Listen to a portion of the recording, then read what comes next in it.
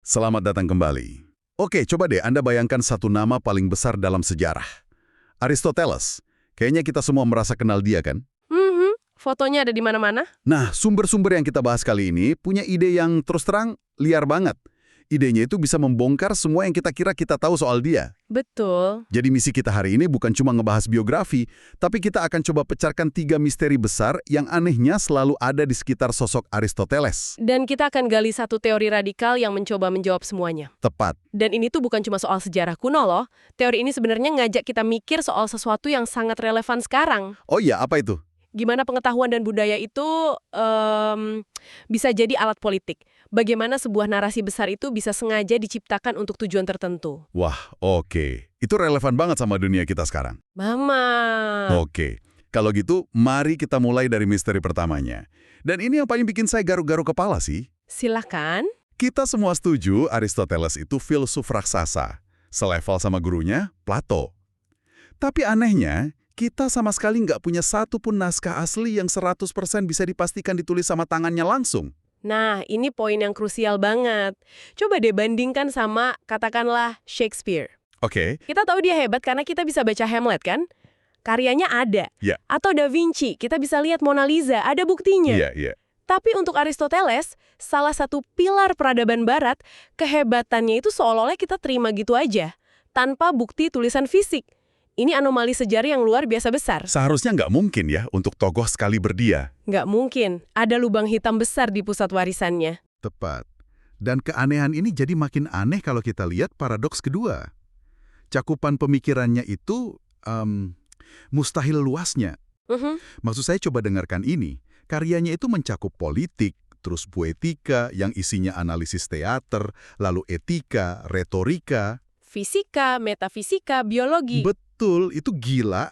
Sumber bilang, nggak ada satupun manusia lain dalam sejarah yang punya rentang ketertarikan seluas ini. Rasanya kayak satu orang mencoba nulis Wikipedia sendirian di zaman kuno. Iya kan? Logikanya nggak masuk akal. Kita sekarang aja butuh tim puluhan orang buat bikin ensiklopedia. Dan dia melakukannya dengan mendalam di setiap bidang.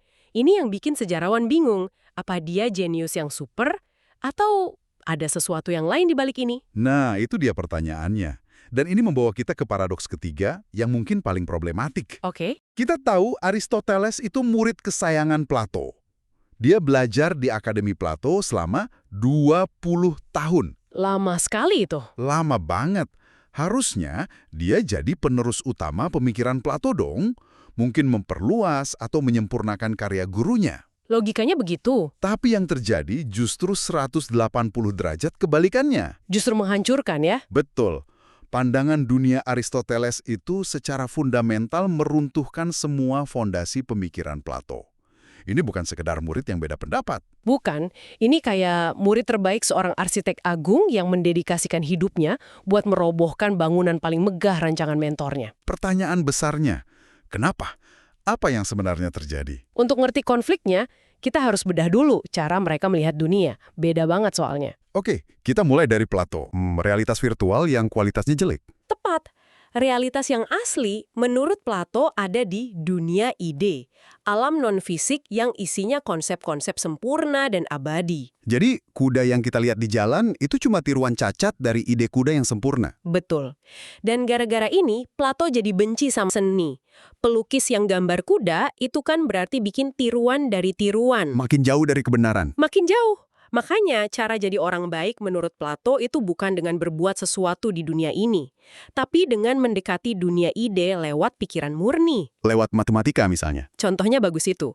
Anda nggak akan pernah bisa gambar lingkaran yang 100% sempurna di kertas, kan? Nggak akan pernah. Tapi di pikiran, Anda bisa bayangin konsep lingkaran yang absolut sempurna. Nah, bagi Plato, akses ke pikiran itulah satu-satunya jalan menuju realitas sejati. Oke, itu Plato. Sekarang Aristoteles datang dan seolah-olah bilang, semua itu omong kosong. Iya, kira-kira begitu. Baginya, realitas itu ya di sini, di dunia yang kita injak ini. Nggak ada itu dunia ide yang abstrak. Baginya, Tuhan itu penggerak utama atau prime mover. sumber energi yang memulai semua gerakan di alam semesta. Jadi perubahan itu bukan ilusi, justru itu inti dari realitas. Konsep kebaikan juga dia ubah total. Total. Kalau Plato bilang kebaikan itu soal mikir, Aristoteles bilang kebaikan itu soal melakukan. Setiap hal di dunia ini punya tujuan, atau telos. Oke. Kebaikan adalah saat kita berhasil memenuhi tujuan itu. Contohnya gini, telos seorang prajurit itu ya berperang dan menang. Kalau dia maju dengan berani, dia baik. Kalau dia kabur dari pertempuran, Dia buruk karena gagal memenuhi tujuannya. Filosofinya sangat praktis, sangat membumi. jadi kalau disederhanakan banget, Plato itu rasionalis, kebenaran ada di pikiran, Dan Aristoteles itu empiris, kebenaran ditemukan lewat observasi di dunia nyata. terus Plato itu dualis, ada jiwa abadi dan tubuh fana. Sementara Aristoteles lebih materialis, fokusnya ya di tubuh dan dunia fisik ini. Terakhir, Plato percaya pada keabadian yang statis. Dan Aristoteles percaya pada keberlangsungan, di mana semuanya terus bergerak dan berubah. Nah, disinilah sumber kita mengajukan sebuah ide yang, terus terang, waktu saya baca pertama kali, kedengarannya gila. Ini bagian paling menariknya. Mereka bilang, bagaimana kalau 3 paradoks tadi, soal tulisan, cakupan, dan konflik dengan Plato, itu bisa dijelaskan dengan satu jawaban. Jawabannya apa? Teorinya adalah, Aristoteles itu bukan filsuf orisinal. Dia lebih tepat disebut kurator, editor, atau bahkan sensor dengan agenda politik. Wow, maksudnya gimana tuh sensor? Maksudnya, tugas utamanya bukan menciptakan ide baru dari nol, tapi mengumpulkan semua pengetahuan di Yunani, menyaringnya, dan mengemasnya ulang jadi satu sistem. Jadi dia bukan pencipta, tapi arsitek informasi. Tepat sekali. Dan bukti pertamanya, ini yang menarik, datang dari hubungan personalnya dengan Philip II dari Makedonia, ayah Alexander Agung. Oke, apa hubungannya? Mereka lahir di tahun yang hampir sama. Ayah Aristoteles itu dokter pribadi ayahnya Philip. Oh, jadi ada kemungkinan besar mereka tumbuh besar bareng di istana. Sangat mungkin. Lalu pas remaja, keduanya kaya dikirim dalam sebuah misi. Aristoteles dikirim ke Athena, pusat intelektual dunia. Belajar dari Plato. Sementara Philip dikirim ke Thebes belajar strategi militer paling inovatif saat itu. Seolah-olah kerajaan Makedonia lagi ngirim 2 agennya buat menyerap semua keunggulan Yunani. Dan membawanya pulang. Betul. Nah, bertahun-tahun kemudian, Philip mulai menaklukkan Yunani. Anehnya Athena, kota terkuat, hampir nggak melawan. Diduga karena disuap, kan? Para sejarawan menduga begitu. Dan kalau mau nyuap elit Athena, butuh orang dalam.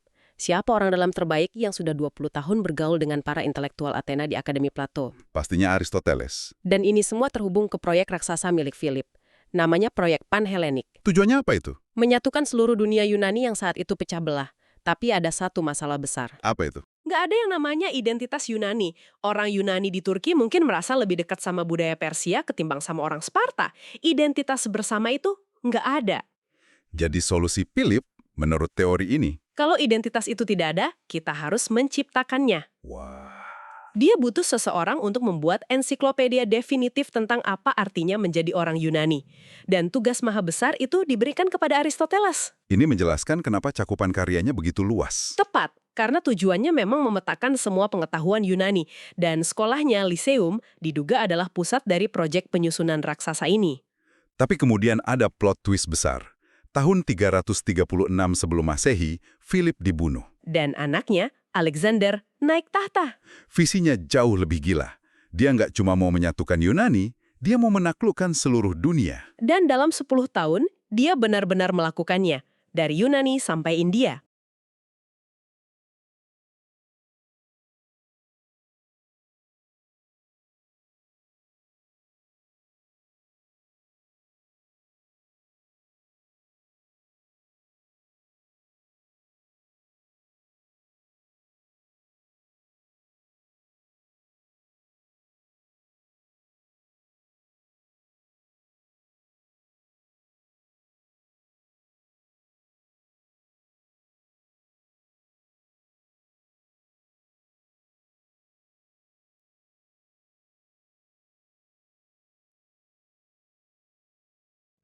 Dan kerajaannya pecah. Jenderal-jenderalnya bagi-bagi wilayah. Tiba-tiba mereka punya masalah baru. Gimana cara kita, orang Makedonia, memerintah peradaban kuno yang super maju kayak Mesir dan Persia? Nah, disinilah produk buatan Aristoteles jadi sangat berharga. Betul. Ensiklopedia Identitas Yunani yang tadinya buat menyatukan Yunani, sekarang jadi alat ekspor budaya yang sempurna. Semacam paket software kebudayaan yang bisa diinstal di seluruh dunia. Sekaligus jadi cara buat pamer, "Hey, kami bukan orang barbar. Kami punya filsuf terhebat, Aristoteles, orang Makedonia." Contoh paling ekstrimnya ada di Mesir, kan? Iya, Ptolemy. Dia mendirikan Museon, yang bisa dibilang universitas riset pertama di dunia, dan perpustakaan Alexandria yang legendaris. Tujuannya apa? Melanjutkan pekerjaan Aristoteles, menstandartisasi dan menyebarkan budaya Yunani sebagai budaya global yang superior. Ada cerita gila soal ini dari Sunudipa. Soal naskah drama. Oh, yang soal deposit perak itu ya? Iya, utusan dari Alexandria datang ke Athena mau pinjam naskah drama asli untuk disalin. Orang Athena jelas nggak mau. Akhirnya mereka kasih jaminan perak dalam jumlah masif. Konon nilainya setara miliaran dolar hari ini. Orang Athena setuju? Oke, pinjam saja tapi balikin ya. Naskahnya dibawa ke Alexandria, disalin dengan teliti, lalu... Utusan dari Alexandria kirim pesan balik ke Athena yang isinya kira-kira, naskah aslinya kami simpan, duit depositnya buat kalian saja. Gila kan? Mereka lebih milih naskah asli ketimbang uang miliaran dolar. Ini bukan sekadar koleksi buku, ini proyek peradaban. Proyek Pan-Helenik menyatukan Yunani, berevolusi jadi proyek Pan-Helenistik, menyunanikan dunia. Jadi, kalau kita pakai teori sensor ini, coba kita balik lagi ke 3 paradoks di awal. Semuanya jadi masuk akal. Oke, mari kita coba. Paradoks pertama, kenapa nggak ada tulisan aslinya? Jawabannya jadi sederhana, karena memang bukan dia yang nulis semuanya. Dia dan timnya adalah kompilator dan editor. Oke, masuk akal. Kedua, kenapa jangkauan pengetahuannya luar biasa luas? Karena misinya dari awal memang bukan jadi spesialis, tapi bikin ensiklopedia yang mencakup semua aspek kebudayaan Yunani. Dari politik sampai klasifikasi ikan. Betul. Dan yang ketiga, yang paling penting, kenapa dia menentang Plato habis-habisan? Nah, ini jawaban yang paling brilian. Coba bayangkan Anda adalah Alexander Agung. Oke, Anda datang ke Plato dan bilang, "Guru, saya mau menaklukkan dunia." Plato mungkin akan bilang, "Ngapain? Dunia ini kan cuma bayangan, mending kamu belajar matematika." filosofi Plato itu anti-ambisi duniawi. Tepat. Tapi kalau Anda datang ke Aristoteles dengan ide yang sama, Dia akan mendukung penuh. tentu saja filosofinya bilang kebaikan itu memenuhi tujuanmu, telosmu. Apa telos seorang raja? Ia menaklukkan dan memimpin. Konsep arete atau keunggulan dan eudemionia itu jadi bahan bakar ideologis yang sempurna untuk sebuah kekaisaran. Filosofi Aristoteles adalah sistem operasi yang sempurna untuk sebuah imperium. Filosofi Plato adalah sistem operasi untuk para biarawan. Pilihannya jelas banget. Terlepas dari teori ini 100% benar atau tidak, yang nggak bisa dibantah adalah dampaknya. Peradaban Yunani, lewat proyek ini, benar-benar mengubah dunia. Betul. Sumber kita menyoroti 3 warisan fundamentalnya. Pertama, mereka menciptakan cara baru menjadi manusia. Mereka menciptakan pikiran modern. Maksudnya? Dari penyair seperti Homer, kita belajar empati. Dari para penulis drama, kita belajar melihat masalah dari berbagai sudut pandang.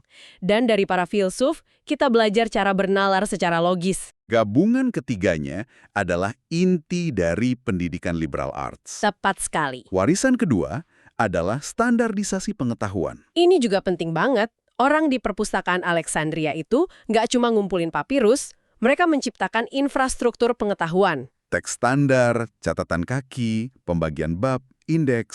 Semua hal yang kita anggap remeh pas buka buku hari ini, itu penemuan mereka.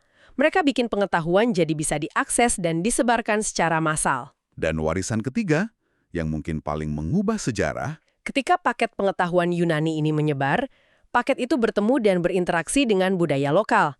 Dan dari situ, lahir ide-ide baru yang radikal. contoh paling dahsyatnya, Ketika filsafat Yunani yang logis bertemu dengan tradisi monoteisme Yahudi di Timur Tengah, persilangan itu melahirkan sebuah ide yang mengubah dunia selamanya.